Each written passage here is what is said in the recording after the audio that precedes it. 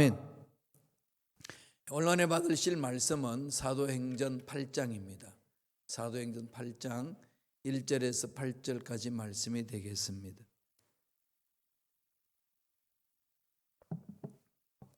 사도행전 8장 1절에서 8절까지 말씀을 합독하시겠습니다. 사울은 그가 죽임당함을 마땅히 여기더라. 그날에 예루살렘에 있는 교회에 큰 박해가 있어 사도 외에는 다 유대와 사마리아와 모든 땅으로 흩어지니라.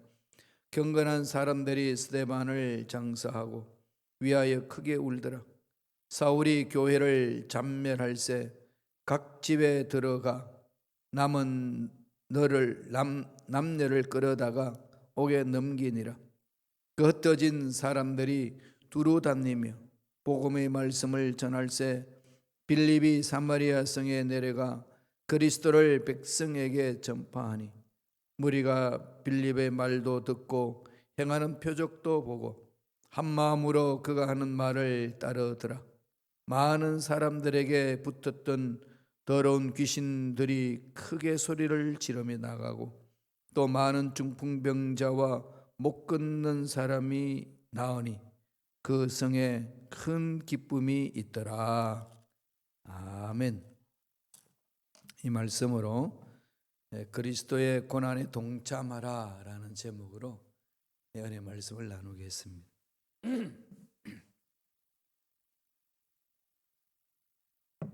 독일 사람으로서 신학자 여러분 잘 아시는 분이죠. 본네프라는 분이 있습니다.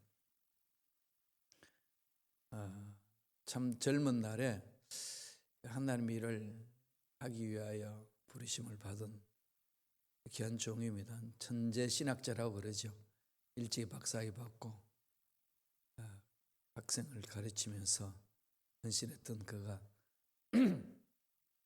히틀러가 독일을 장악하니까 이 히틀러 밑에 지금 독일 국가는 잘못됐다.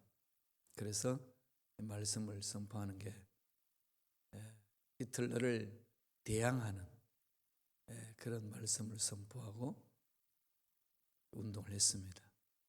추방을 당했어요.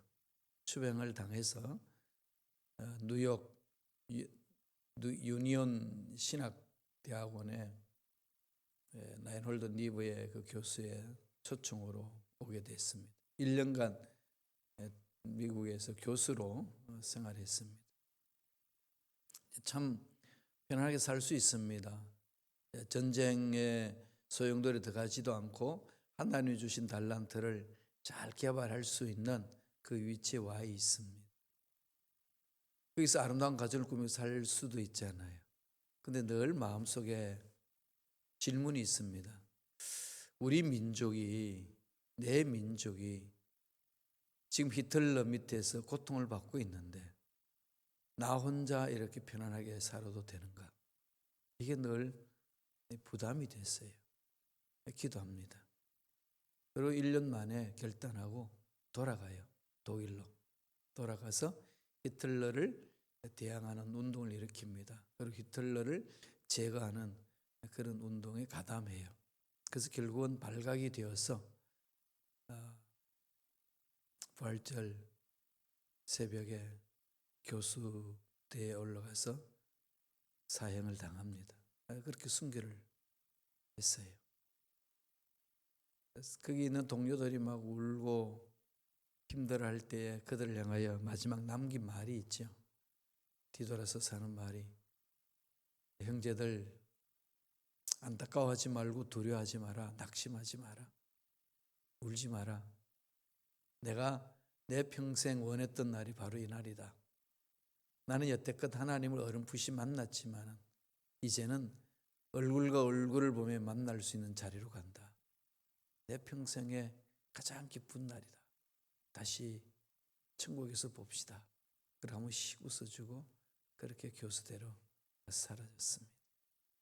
참 오직 하나님을 향하여서 산 사람이에요. 예수 그리스도의 십자가를 마음판에 새기고.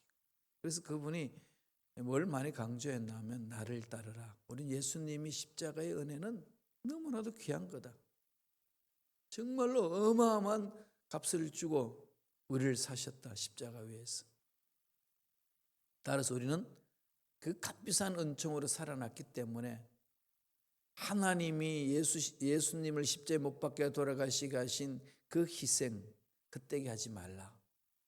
우리는 값비싼 은총으로 구원받은 우리들 싸구려 은총으로 전락시켜서는 안 된다. 그러면서 많이 강조를 했어요. 허우적거리던 독일 교회도 많이 이렇게 살려냈지요. 그분이 이제 강조했던 게 고난에 대해서 피하지 마라. 고난에 대해서 피하지 마라. 소극적으로 따라가지 말고 적극적으로 동참해라. 그게 그리스도인다움, 그리스도를 따라가는 삶이고 참 성도의 모습이다. 그렇게 강조를 했어요. 이것은 이미 초대교회 때에 성도들과 제자들이 주를 따라갔던 그 모습이에요.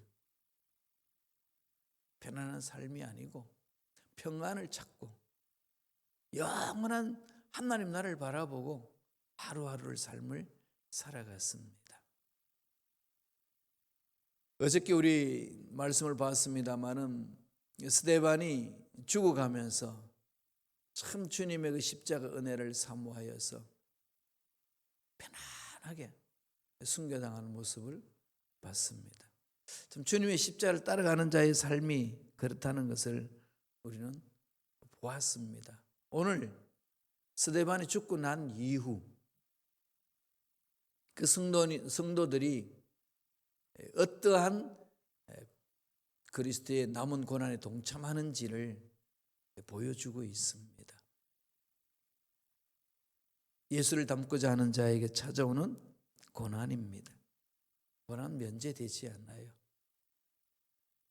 어떤 모습이든지 우리의 삶에는 크고 작은 고난이 있습니다. 예수님을 잘 따르고자 한다면 이건 늘 전제하고 가셔야 돼요.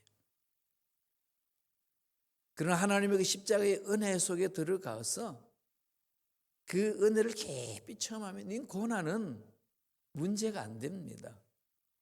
세상 사람들이 봤을 때 참 고난 속에서 너무 힘들어하고 어려운 모습을 보고 안타까운 모습이 될는지 모르지만 정말로 하나님의 십자가 은혜를 체험하고 하나님의 사랑을 체험하고 예수님의 십자가를 체험하고 성령의 인도를 받는 자의 삶은 고난 속에서 기쁨이 있어요. 감격이 있습니다. 은혜가 있습니다. 이 고난 주간에 여러분 그 은혜를 깊이 체험하셔야 되는 거예요. 어떻게 우리는 고난에 동참해야 될까요?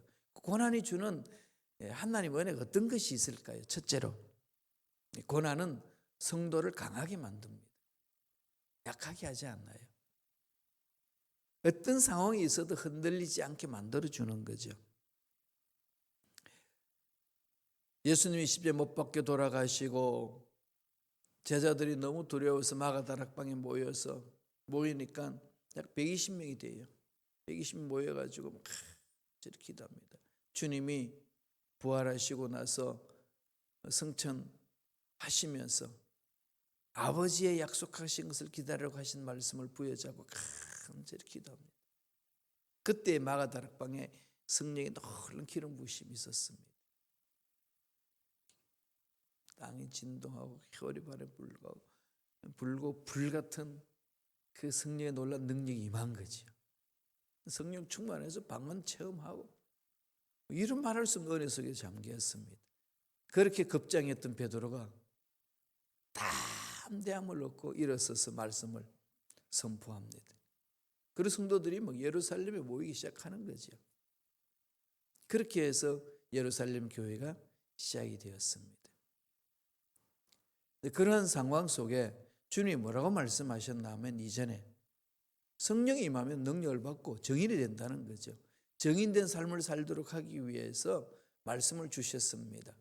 그래서 그런 삶을 살아갈 수 있도록 하나님께서 그 세상의 여러 가지 힘들고 어려운 상황들을 맛보게 하신 거죠. 고난이 찾아온 겁니다. 어떤 고난이 있는지 볼까요? 사도행전 8장 2절 3절입니다. 다 같이 한 목소리 읽겠습니다.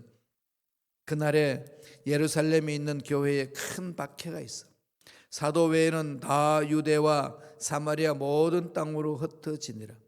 경건한 사람들이 서대반을 장사하고 위하여 크게 울더라. 사울이 교회를 잔멸할세 각 집에 들어가 남녀를 끌어다가 옥에 넘기니라. 스데반 집사가 이제 돌에 맞아서 순교를 당했어요. 거기부터 이제 교회에 핍박이 옵니다. 교회가 막 흔들리는 거죠. 이 세상의 힘에 의해서 막 흔들립니다. 핍박이 있으니까 성도들이 살 길을 찾아서 뿔뿔이 흩어집니다. 뿔뿔이 흩어져서 어디로 갈까요? 유대로, 그 지역으로 가고 이웃 동네로 가고 또 사마리아까지 그렇게 나아갑니다. 이렇게 흩어지는 그 상황 속에서 어떤 일이 일어났을까요? 예수님 말씀이 생각난 거 아니겠어요? 네. 예루살렘과 온 유대와 사마리아와 땅끝까지 복음을 전하라. 예수님의 사랑을 체험한 그들이 오히려 다니면서 하나님이 이 모든 일을 행하셨습니다. 예수님은 우리의 구세주입니다. 예수님이 우리의 삶의 주인입니다. 선포하는 거죠. 박해가 왔는데 숨어버리는 것이 아니고 다니면서 복음을 전합니다. 하나님의 위대하심을 드러내는 거죠.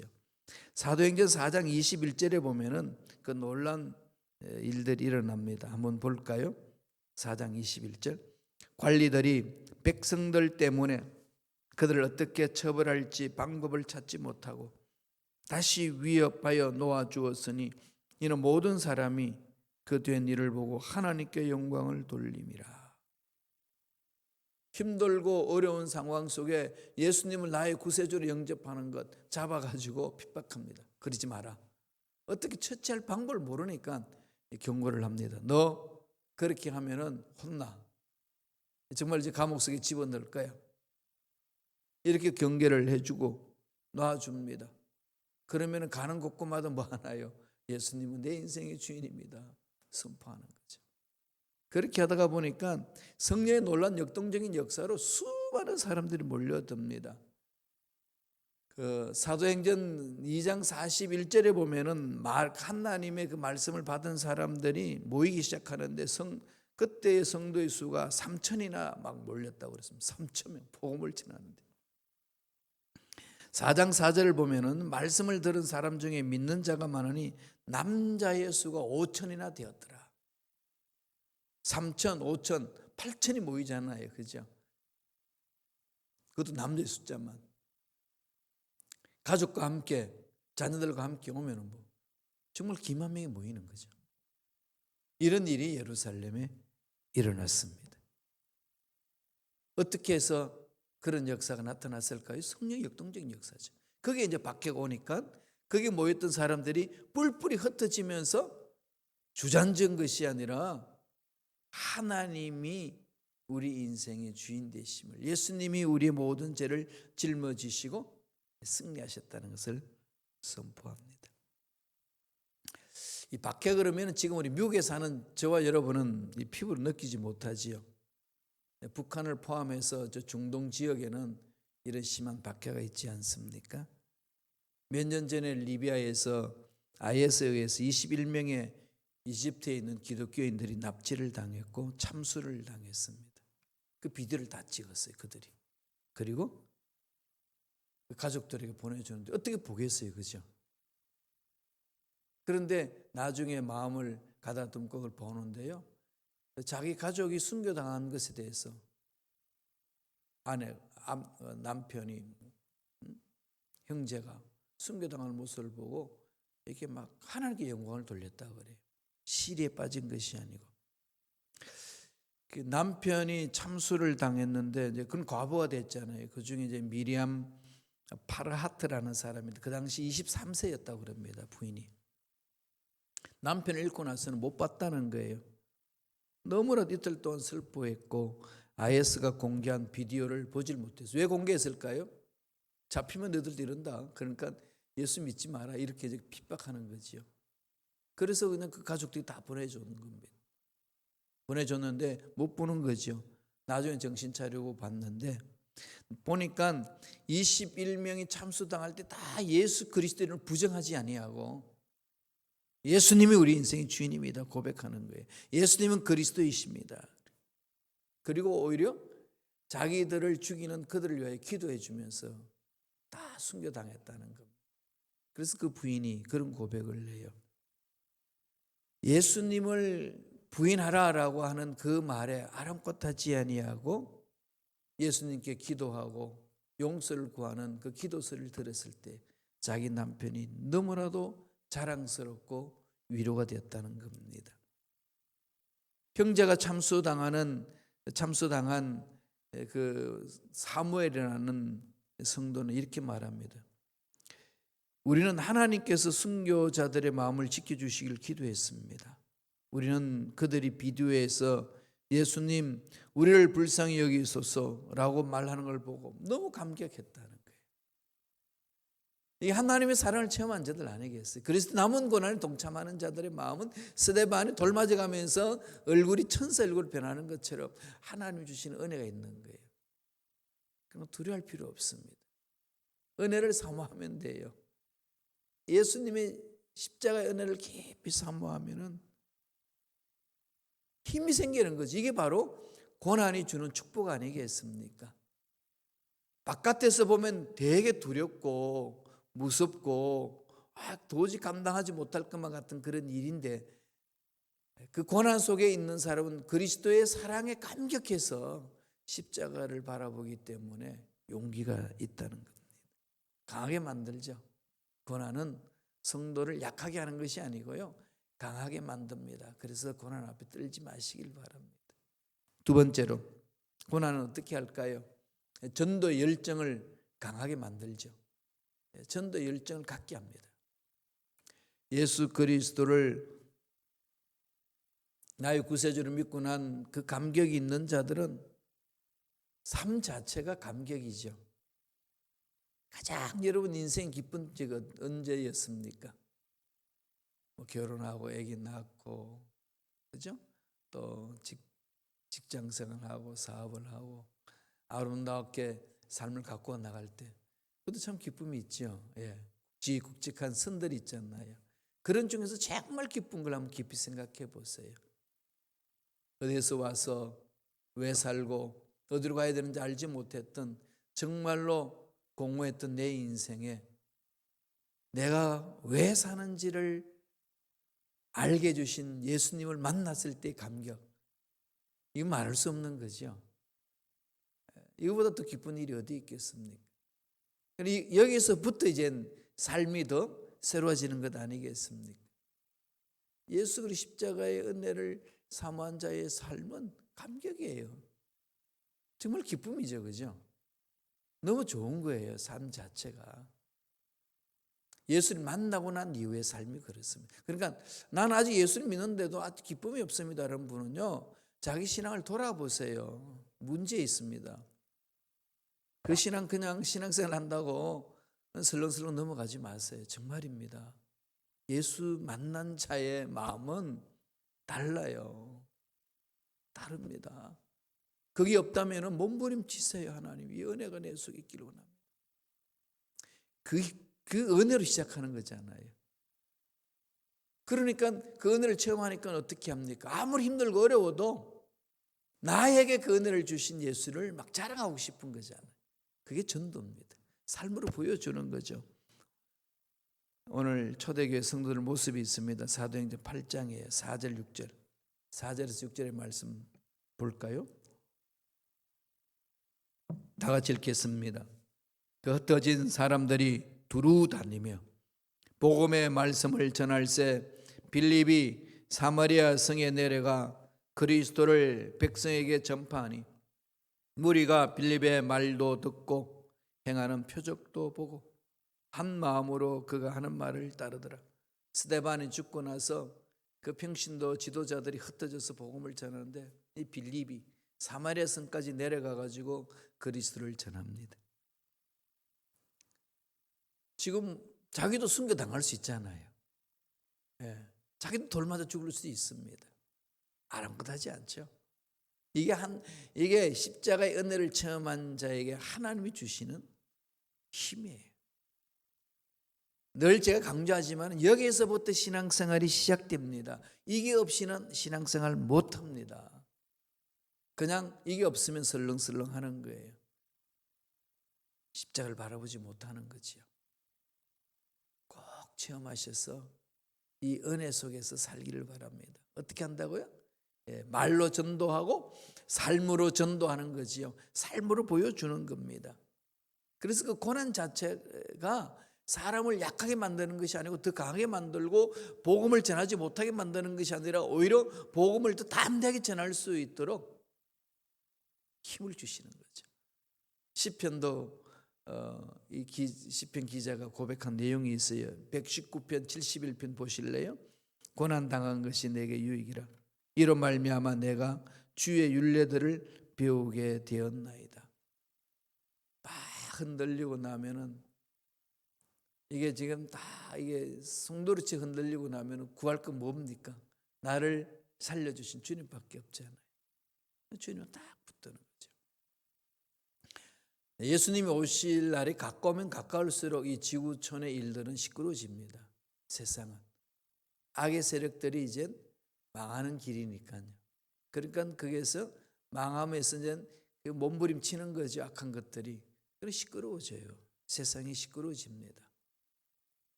그리고 우리가 너무나도 죄악 가운데에서 허우적거렸기 때문에 이 지구촌의 모습은요, 너무나도 안타까운 일들이 많이 일어납니다. 대비하셔야 돼요. 흔들리지 아니하는 믿음을 가지셔야 됩니다. 성령 충만해서 흩어지면서 이제 복음을 전하는 거죠. 강하게. 이게 이제 우리 속에 살아 움직여야 돼요. 사도행전 1장 8절에 주님이 뭐라고 말씀하셨나요? 보실래요? 사도행전 1장 8절 다 같이 한번 읽어볼까요? 너무 잘하는 말씀이죠. 오직 성령이 너에게 임하시면 너희가 권능을 받고 예루살렘과 온 유대와 사마리아 땅끝까지 이르러 내 증인이 되리라 하시니라. 이 세 단어를 기억하셔야 돼요. 성령 임하면 뭐가 있죠? 권능. 그 다음에 뭐 합니까? 땅끝까지 증인이 된다. 홀리 스피릿 임하면은 듀나미스가 임하는 거예요. 그 듀나미스가 임하면은 그 듀나미스는 어떻게 하죠? 마라투리아. 정인이 되게 하는 거예요. 이 마라투리아에서 영어 단어 나오잖아요. 마터. 이게 뭐죠? 순교자. 정인이라는 삶은 순교에 각오하고 달려드는 겁니다. 초대교회 성도들이 그렇게 갔어요. 그들이 가지고 있는 상급이 어마어마하잖아요. 편안하게 사는 사람도 가고요. 힘들게 사는 사람들도 가고요. 죄악을 범한 사람들도 가고요. 사람들도 다 갑니다. 세상 것들은 없어지는 거잖아요. 없어지는 것에 마음이 뺏기지 않고 하나님 앞에 가는 게 중요하잖아요. 하나님 앞에 가서 어떻게 됩니까? 심판받는 거지요. 네, 죄악을 범한 사람의 형벌이 심판이 있습니다. 영원토록 그런 심판이 있는 거죠. 그 형벌을 영원토록 받는다 생각해 보세요. 무시무시하지 하는 거 아니겠습니까? 여기에 대해서 우리가 벗어나기 위해서는 예수 십자가를 바라보고 달려가는 겁니다. 디모데후서 4장 1절에 바울이 이렇게 말합니다. 너는 말씀을 전파하라. 때를 얻든지 못 얻든지 항상 힘쓰라. 범사에 오래 참음과 가르침으로 경책하며 경계하며 권하라. 복음을 전하면서 달려가라는 거죠.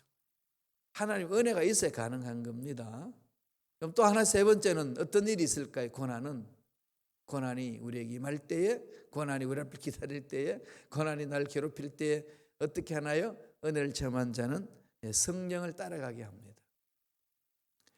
성령을 따라가는 것이 우리가 승리하는 삶이지 않겠습니까? 이스라엘 백성들도 가나안 땅을 향해 갈 때에 광야에서 불기둥과 구름기둥을 따라갔습니다. 여러분 지금 코로나19 팬데믹으로 인하여서 여러 가지 힘드시죠? 이럴수록 교회 공동체 모이세요. 모여서 기도해야 됩니다. 혼자 기도하는 것도 중요한데요. 모여서 기도할 때 힘을 얻습니다. 함께 모이고 하나님의 그 은혜를 깊이 체험해 보세요. 그 사랑이 남다르게 또 체험되는 거 아니겠어요? 이제 봄이 왔습니다. 차고 나오세요. 집안에서 차고 나오셔서 당당하게 이제 맞짱서 가는 겁니다. 성령을 따라가는 삶을 살게 해요. 세상의 것들, 돈을 따라가고 명예를 따라가고 쾌락을 따라가는 것, 그건 다 한계가 있지 않습니까? 성령을 따라가게 하는 것, 고난 속에서 그것을 체험할 수 있습니다. 말씀을 보실까요? 사도행전 8장 7절입니다. 다 같이 한 목소리 읽습니다. 많은 사람에게 붙었던 더러운 귀신들이 크게 소리를 지르며 나가고 또 많은 중풍병자와 못 걷는 사람이 나으니 성령 충만하여서 성령이 인도하시는 대로 말씀을 전하고 성령의 인도함을 받고 따라가서 사는 그곳에 악한 영들이 같이 할 수 없다는 거죠. 쫓겨나간다는 겁니다. 병마가 쫓겨나가고 거짓이 쫓겨나가고, 그러니까 그 속에 뭐가 있겠습니까? 치유 현상이 일어나는 거죠. 살아나는 삶이 만들어지는 겁니다. 그래서 사랑의 공동체, 행복의 공동체 이루어지는 거죠. 사도행전 8장 26절에서 28절 한번 읽어보실까요? 다 같이 읽겠습니다. 주의 사자가 빌립에게 말라 이르되 일어나 남쪽으로 향하여 예루살렘에 에서 가사로 내려가는 길까지 가라 하니 그 길은 광야라. 일어나 가서 보니 에도피아 사람 곧 에도피아 여왕 간다기의 모든 국고를 맡은 관리인 네시가 예배하러 예루살렘에 왔다가 돌아가는데 수레를 타고 선지자 이사야 글을 읽더라. 성령 충만하여서 사마리아 성에서 열심히 사역하고 있는 빌립을 성령이 부릅니다. 야 가라. 가서 보니 광야예요. 사람이 없습니다. 이게 뭐지? 왜 이를 불렀을까? 가보니까 이 에티오피아 사람 간다게의 여왕의 국고를 맡은 재무부 장관 아니에요. 예루살렘 예배 들어왔다 가다가 이사야 선지자 글을 읽는데 이해를 못하는 거죠. 이게 왜 그러냐? 어린 양이 잡혀서 죽고 이게 도대체 무슨 말이냐? 그때 바로 그게 빌립이 그 마차에 타고 복음을 전합니다. 그 구원받고 그가 그 날에 들어가서 복음을 전하는 놀란 역사가 일어나는 거 아니겠습니까? 성령을 따라 행하게 하는 거죠. 고난은 우리를 넘어지게 하는 것이 아니라 우리를 살려주는 일을 합니다. 고난을 두려워하지 마시고 십자가를 바라보시면서 그리스도의 남은 고난에 동참함으로 하나님 예배하신 놀란 복과 은혜를 마음껏 체험하는 저와 여러분 되시길 간절히 축원합니다. 기도하겠습니다. 하나님 감사합니다. 우리에게 말씀을 주시니 감사합니다. 주신 말씀 마음판에 새깁니다. 말씀대로 살아가기를 원합니다. 성령으로 충만케 하여 주셔서 승리하는 일꾼들 되게 도와 주시옵소서. 은혜 감사하여 예물 드립니다. 예물 드린 손길을 기억하여 주시고 하늘 문이 열리는 형통한 복을 체험할 수 있도록 복의 보호로 역사하여 주시며 날마다 그리스도의 남은 고난을 육체에 채우는 멋진 삶을 살아갈 수 있도록 축복하여 주시옵소서. 감사하옵고 예수님 이름으로 기도드리옵나이다. 아멘.